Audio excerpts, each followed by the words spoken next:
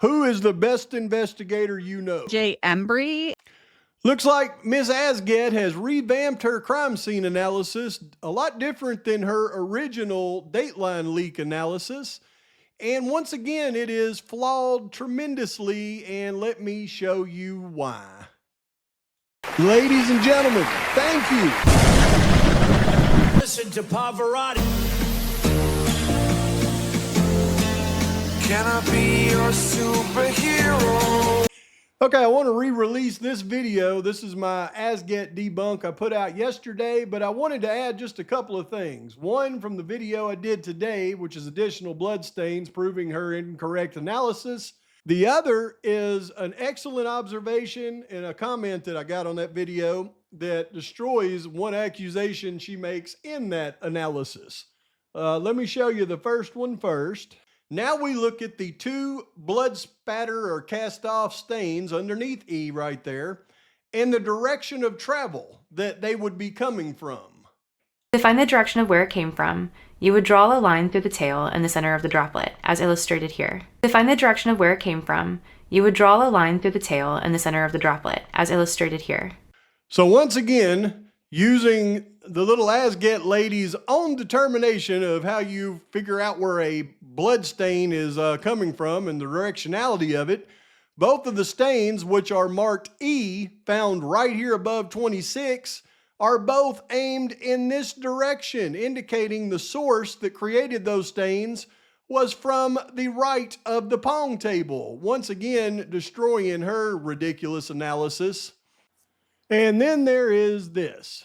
Because Xana was in the path of the cast-off, it creates a masked area where no stains are found, which is illustrated here. So based on that fairy tale, if Xana was blocking the cast-off from hitting the wall at that spot, that means Xana would have received the blood from the cast-off that didn't hit the wall, meaning she should have Kaylee and Maddie's blood on her person because of that. However, no forensic results have tested positive for Maddie or Kaylee's blood anywhere near Xana's room, Xana's person, or anything else. So once again, it's a made-up observation with no evidence to back it up. In fact, all the evidence goes against it. Quit making up stories. As she enters the kitchen, she's a little shocked to see the sliding glass door wide open. And at the same time, she hears a serious commotion going on upstairs. You see, by putting Kaylee with Murphy on the third floor instead of in the living room, like Dylan said, the state can pull crap like you see this young lady pulling. But if Kaylee's in the living room with Murphy, that means the perp could have never came through this door and left it open. Therefore, Xana walking in the kitchen and getting shocked because the door was open isn't possible. So that's why you change evidence in a case to make it fit your narrative. A source revealed that Xana's phone recorded steps and elevation change, which is how it's known she went to the kitchen and the third floor. Now, we have never seen any information regarding any step information from any of the victims' phones whatsoever. And if they do have that information, I'm going to be very excited to see it.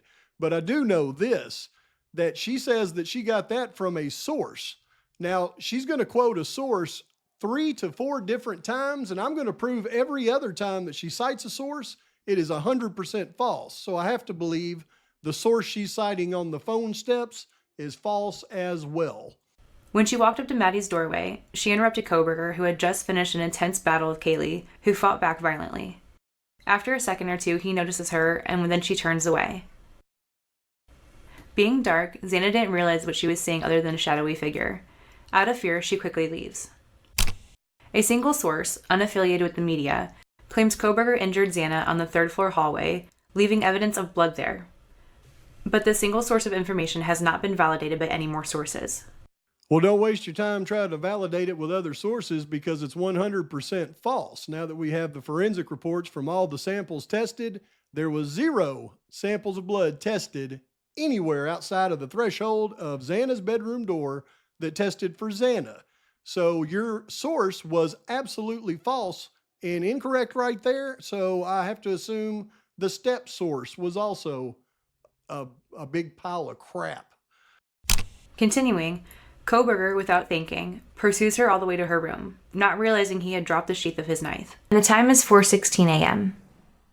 It's believed seconds ago he opened Kaylee's door to her room and saw no one there, but he left the door open, This allowed Murphy to come out and see what was going on. When Koberger starts attacking Kaylee and Maddie in Maddie's room, So now we've got this new fairy tale with absolutely no evidence whatsoever. Now we've got Murphy walking out of the room and barking at the assailant and then running downstairs and alerting Xana. However, to make this happen, she makes up Koberger has now opened Kaylee's door, apparently seeing Murphy in there. And the natural response from somebody doing this, when they open a door and there's a room with a dog in it, they see the dog, they would then close the door because they wouldn't want the dog to come out and interfere. But no, this assailant's so dumb, he just leaves the door wide open so the dog can freely come out and interfere and start barking and wake up everybody in the house. Good grief. Murphy starts barking. The barking was caught on audio by the neighbor's security camera. It recorded a number of barks, which helps in telling us where Murphy was at the time. Now, I agree, the muffled barks tell us where Murphy was at the time, in the house, but they in no way tell us the position of where he was in the house by any means.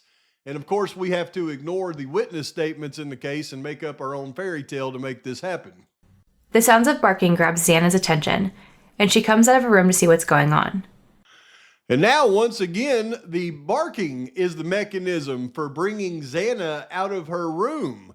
Remember, the original assessment was Xana was in the kitchen getting her food when she heard what was going on. As she enters the kitchen, she's a little shocked to see the sliding glass door wide open.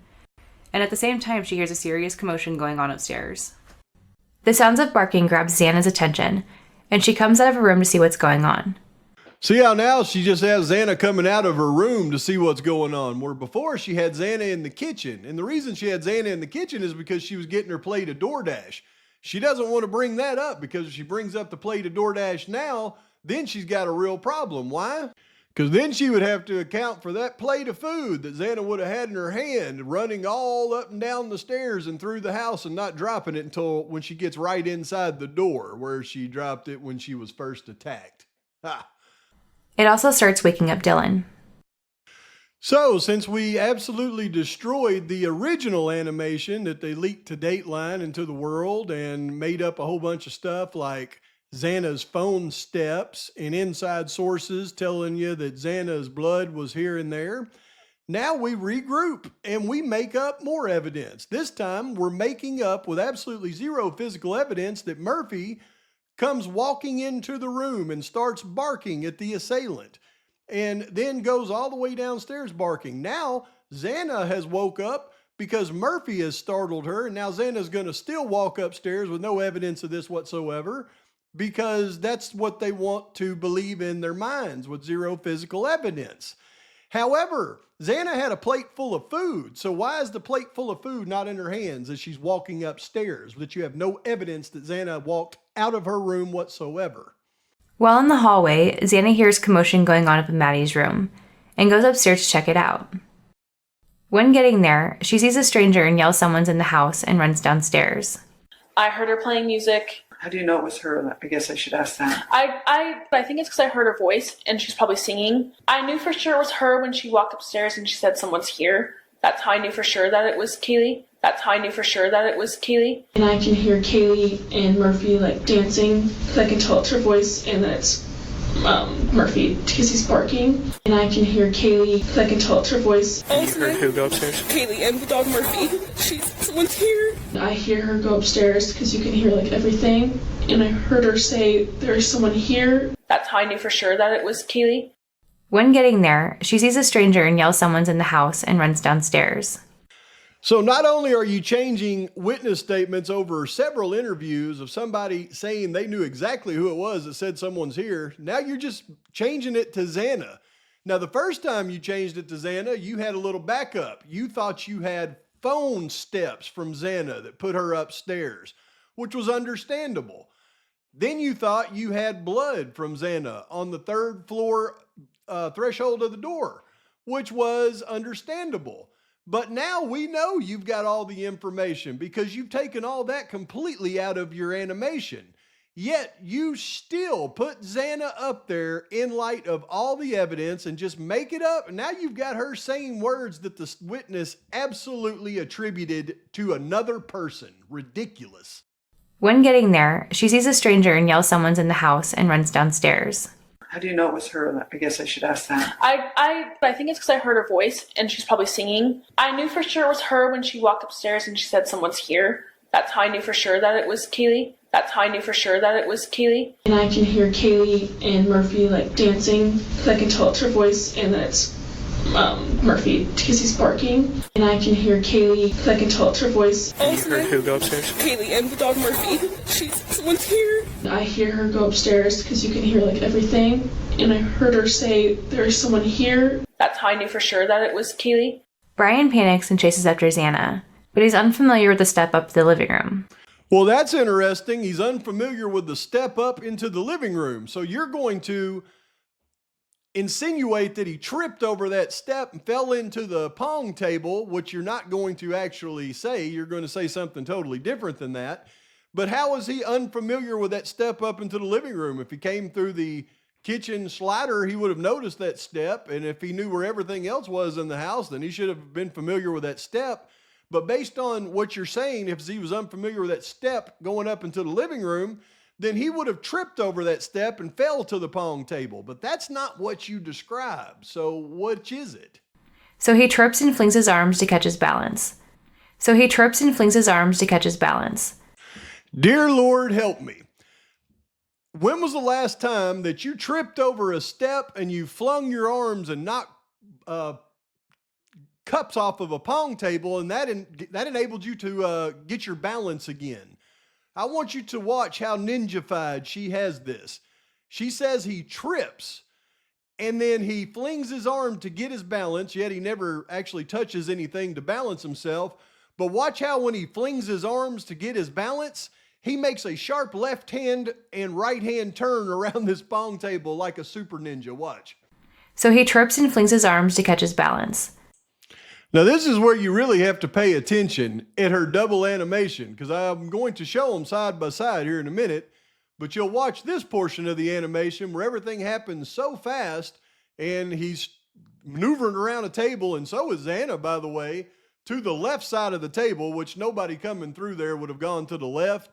They would have gone to the right, but she does it real fast and it's all nice and fluid. But then when we get to the breakdown of it, watch how it changes.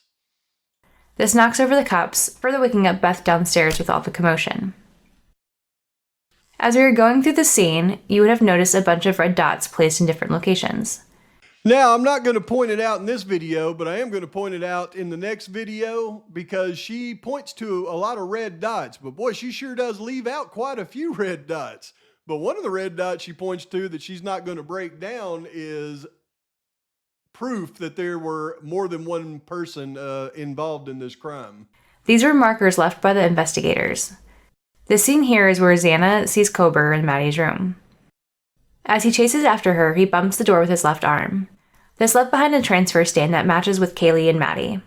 This tells me she's been watching my videos, because there's no way she went through and identified all these stains in this. She just watched my videos and seen what I identified and what I debunked her on. But here's where he bumped the wall and it matched Kaylee and Maddie with two different signatures of DNA. And here's where she messed up. This one she got correct. This one is a perp swiping the door after bringing Kaylee back up and attacking her in the room, because it is a DNA signature of Kaylee 70%, Maddie 30%. Obvious swipe going from the inside out, left to right, as the perp left the door. No indication that it was because of Xana. Here's where her little thing, though, falls completely short. It's the stain that's just above that she noted, stain number 48, that did not have the same DNA signature of the mixture. It was 100% Kaylee's blood, no mixture of Maddie. And unlike her animation, this blood stain is going from right to left, not left to right. It always starts with the majority of the blood where it starts and then swipes until it gets more faint as it goes in the direction of travel. Her analysis of this is disproven by the evidence 100%. These were markers left by the investigators. The scene here is where Xana sees Kober in Maddie's room. As he chases after her, he bumps the door with his left arm. This left behind a transfer stain that matches with Kaylee and Maddie. Continuing as we go downstairs, you'll see some more markers. Kober's hand touches the rail as he runs down the stairs, leaving behind transfer stains, one resulting in DNA match with Maddie. Now, this is where I know y'all probably heard of the magic bullet theory from the Kennedy assassination. Well, this is where this young lady has come up with this magic arm theory. I want you to take a look at this arm right here, because this arm is a magician in of itself based on her determination of what happened in this crime. As you can see, the left arm right here is creating transfer stains going down the switchback stairs. However, this particular transfer stain comes back 100% Maddie. Zero cross-contamination of Kaylee. Notice it's the left arm of the assailant. Now watch what the left arm, according to her, just did. As he chases after her, he bumps the door with his left arm. This left behind a transfer stain that matches with Kaylee and Maddie. So, this left arm that just brushed the door, according to her, and left two different DNA signatures, one 100% Kaylee, one 70% Kaylee, 30% Maddie, and within about 10 feet, it's brushing the handrail here, and it's just Maddie 100%, no Kaylee and no Maddie or Kaylee mixture. This left arm is magic. It carries 3 different signatures of DNA, according to her. I'm finished with this guy. Moving forward to the end, Kober swiped a corner, transferring these stains to 3 locations. All 3 of these stains tested positive for the presence of blood. As he rounds the corner, he holds out his hand to balance himself, creating another blood transfer labeled J. This is all correct and taken almost word from word off of my crime scene recreation. Interesting. He then enters the living room. He trips and flings his arms to catch himself. There are many things that support this illustration. There's actually many things that don't support this illustration. Number one, you can't trip and expect somebody to sling their arm and catch themselves from their trip. If you trip and you go to grab something, you have to grab something stable to stabilize yourself, not sling your arms and knock cups. Good grief. And we're going to show these details next, starting here. In this illustration, you can see an area saturated here with water. When officers first arrive, you can see these wet areas marked here, and as we move forward, you can see it here on the table as well. Let's rewind that so we can see it here again. In later photos, the water has dried up, but it is visible here and in many other videos. Here's another view from another officer's body cam.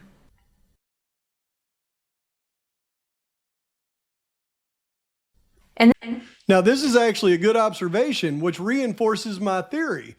If there are triangles on both ends of the pong table, and these are knocked off and the other ones never move, that means they set up a triangle of cups with beer in them. They were knocking the balls in the other end that were glued down and then drinking the cups from the opposite end. Now, that does make sense, and that would make sense that they had alcohol in the cups still. In this image, we can see here that 7 cups are on the floor. The other 3 cups remain on the table. Together they made up the triangle at the end. In this section, you would see how the cups would have been set up, each of them holding an inch or 2 of water. Because these cups remain undisturbed, including the bottle on the table and a few other items, it's believed the table wasn't bumped, but instead that the cups were struck from the side. In Beth's interview, she recounts hearing the cups hit the floor. You heard the pong table slide on the floor like someone had bumped into it. Mm-hmm. Did you hear anything? Cups fall or something. You heard what? Either cups fall off of it or like the table moved to the side. Now, this is an accurate representation of what Bethany said, but this is where they use selective statements. She should have also included this one. That's what. And I did think you I pick heard up and Kaylee playing music too. Okay. Dancing with Murphy. You see, when you have one witness that you assume was drunk and could have been mistaken, Kaylee for Xana, even though she said through 3 interviews over and over that she was very sure that it was Kaylee that went up and said, someone's here. well, you might be able to discount it and say, well, she got it confused. But when your other witness backs up exactly what the witness said with, I heard Kaylee in the living room playing with Murphy and dancing, well, then you have to pay attention to what the other witness said, and it is going against all of the actual evidence in the case for you to change it from Kaylee to Xana in your made-up fairy tale. Let's look more at the living room. Here you can see a list of different markers of different stains found throughout the area. All of these markers were diluted with blood splatters. What happens is, Koberger strikes the cups, and then flings his arms back through the fluid, diluting the blood on his gloves before it casts off to the wall.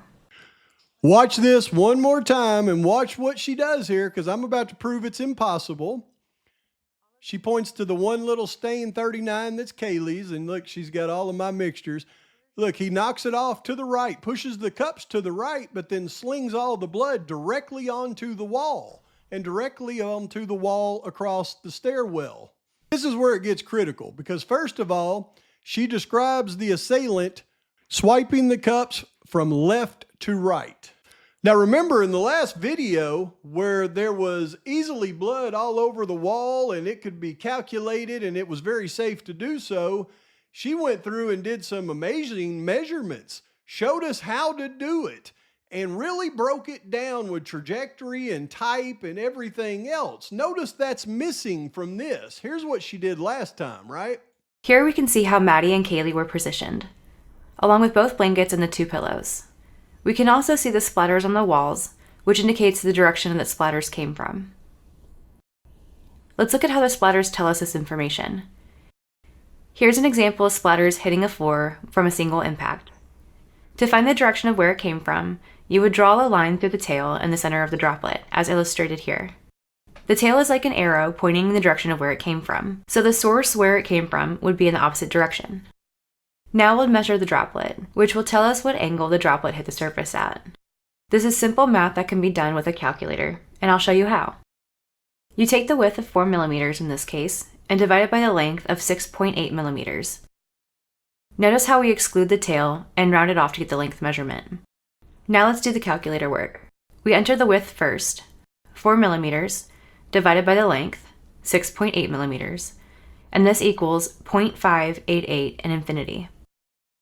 Now go to the trig function shown here on this calculator, and select the second key. This will inverse the sine key, and once you press it, you will have the simple results of the angle that the splatter came from. In this example, it's 36 degrees. Now we'll go back and do that for each droplet. When done with that, we draw our directional line through the center of each droplet. Where all the lines come together is what is called the area of convergence. The last step now is to project our angles off of the center of the droplets, running parallel to its line. Straight up from the area of conversion, where all these angles cross, this is the location of where the splatters came from. I used this method from the forensic photos and came up with this illustration with blue laser lights shown here. Now you're going to see all of that fancy stuff she did upstairs missing from this analysis. And by the time that I'm done, you're going to see why it's missing from this analysis. But it also tells me that this young lady not only has the knowledge, the capabilities, and the know-how to do all this, the fact that she doesn't do it based on what I'm about to show you tells me that it's not omitted because of lack of time and effort. It's omitted because she knew it didn't work. And that, I have to say, to me sounds to be maybe egregious. So if he swipes the cups from left to right, then all of the transfer stains found on the pong table would be stains going from left to right. And that is not what we see with the blood on the pong table in any way. When we look at the orientation of the pong table right here, she's claiming that the assailant swiped the cups from this side to this side. But instead that the cups were struck from the side.